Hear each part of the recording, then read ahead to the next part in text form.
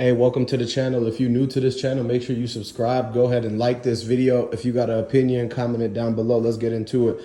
So look, as soon as 007 seen Black Youngster's white Benz, she knew something was up. Not only that, but when she turned over the shoulder, and so did somebody else coming out the Family Dollar, her friend, when they turned over their shoulder to the right, they seen Moneybagg Yo's Bentley right there with the smoke coming out the tailpipes and a left turn signal on, like they had just turned off of Pecan Lane, man.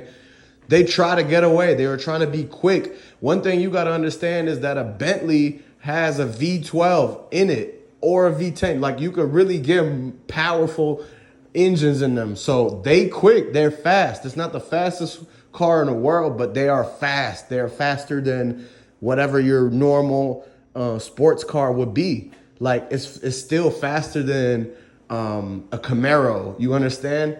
Like, if you have that Bentley, it's still going to be faster than a Mustang for sure.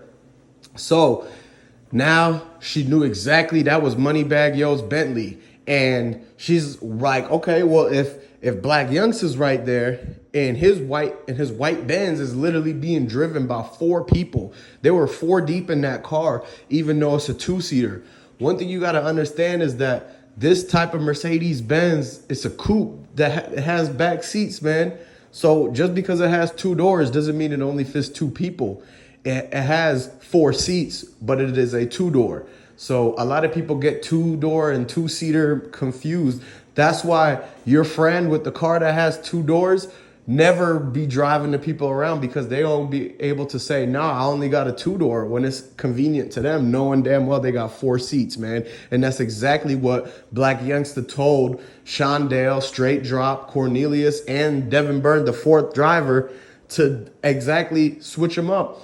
They literally planned this whole thing out, because the fake eyewitnesses that came out of Church's Chicken and ran across the street, like, how were they already standing there before anybody was recording?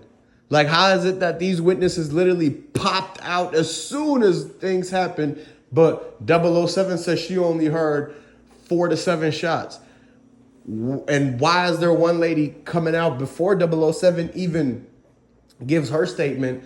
This one lady's talking about, yeah, I seen a white Mustang, but it was a white Benz. And then that same lady's talking about how she heard it was 50 shots when the autopsy came back saying he got hit 22 times. But then 007, the main witness, said that she literally only heard 4 to 7 shots. So how do these things get multiplied, blown out of proportion like that? Y'all got to tell me. And look, what you really got to open your eyes and look at the facts is that the people inside the cookie shop knew this was going to happen. They literally sat down, planned, talked about it, figured out that they were going to be given a GoFundMe that is going to have $150,000 that came in through the first week, and not a single dollar went to Dolph's kids.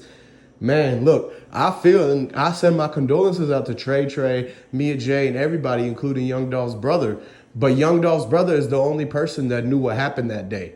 He parked in the back behind Makedas on Joy Lane. He tried to walk into the back of the store, and that's when there was some resistance. Like, the guy at the back door literally told him, you can't go in yet.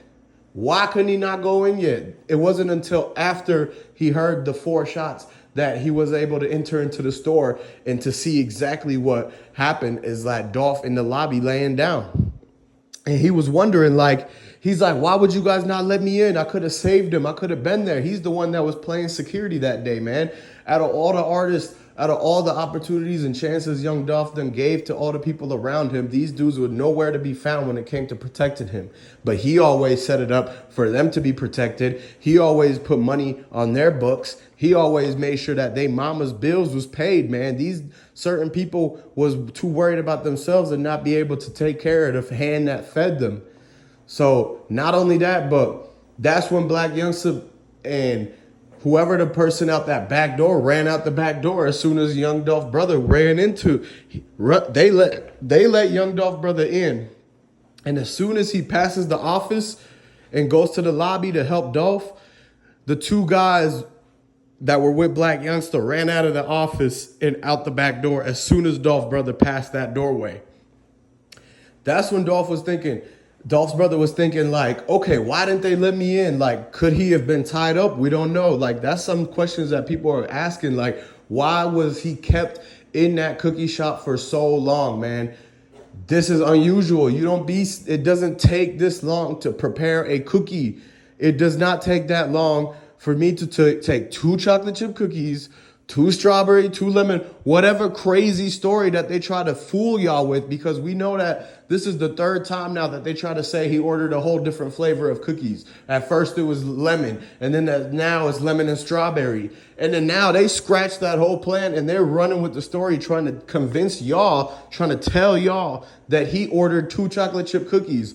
It doesn't matter what kind of cookies he ordered. I personally don't believe that he ordered anything at all. He came to pick up the money in the safe.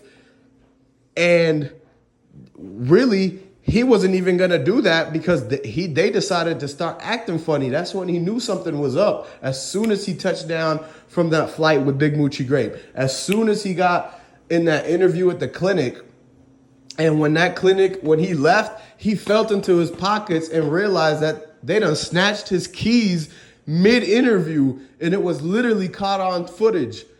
It's out there, y'all. Like, you could go watch my video from 4.5 months ago. I literally explained the whole situation and break it down. And so now, fast forward, we're in present day. But when Dolph reaches in his pockets and he realized that these dirty fools done snatched the keys out of his actual pockets on live TV, and not a single person, not a viewer, not the news station, not the interviewer guy, whoever that guy is that y'all keep saying you need to look out for, the interview guy. And not even the people in the clinic done told him that that lady with the hair done took his keys out of his pocket. She reached in. You could literally see the edge of her nails. It's the same exact color as the nail salon painted her nails. And so she got caught red-handed, literally. And then he tries to go and ask somebody, did they see his keys? And that's when they scrap it out in the parking lot and they throw him in the U-Haul van. And that's where they found one of the shoes. I posted that video about the shoe being found. Like, whose shoe is that? Why is there one Balenciaga shoe laying in the middle of a parking lot and that's the last place dude was at? Like, y'all got to understand, man, a Balenciaga pair of shoes cost $7,000. Why would anybody just leave one of them laying around? That's a $3,500 lick just laying on the ground. Who would leave their shoe? What rapper walks around with one Balenciaga shoes? Of course they want to wear both Balenciaga shoes, but that can't happen if you get jumped in a parking lot, thrown in a U-Haul van, and then tied up in a cookie shop overnight for them to torture and basically have you sign away all the things that you worked your whole entire life to get. Now, please remember that everything is literally a fictional story and it's just for entertainment purposes. We are just running through scenarios of stories, short stories that people want to hear out there relating to certain things, right? And that's all it is. So y'all go ahead and subscribe to the channel if you want more. Like this video and comment down below, man. And like I want to say, man, rest in peace to Dolph. Condolences to the family. And, we're going to get to the bottom of this whole thing. So make sure you subscribe and we're going to figure it out.